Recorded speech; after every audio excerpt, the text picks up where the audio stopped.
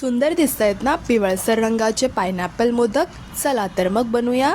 पॅनमध्ये 1 चमचा तूप गरम करून घ्यायचा आहे. त्यामध्ये 1 वाटी ओला नारळाचा चव टाकून घ्यायचा आहे, तो परतून घ्यायचा आहे. त्यामध्ये अर्धा वाटी गूळ टाकायचा आहे, तो देखील मिक्स करून घ्यायचा आहे. तर अर्धा वाटी पायनॅपल पल्प टाकून घ्यायचा आहे, तो देखील छानपैकी मिक्स करायचा आहे. सारण घट्टसर तयार करायचं आहे. सारण रेडी आहे. आपण आता उकड तयार करूया. एका कढईमध्ये 1 वाटी पाणी, थोडंसं तूप, दूध आणि पिवळ्या रंगाचं मिश्रण मिक्स करणार आहोत. त्यात आपण 1 वाटी तांदळाचं पीठ मिक्स करणार आहोत.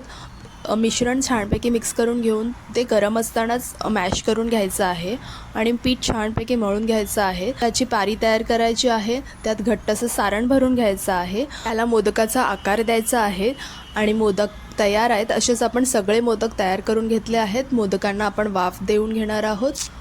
मोदकांना वाफ देऊन झालेली आहेत. पायनॅपल मोदक तयार आहेत.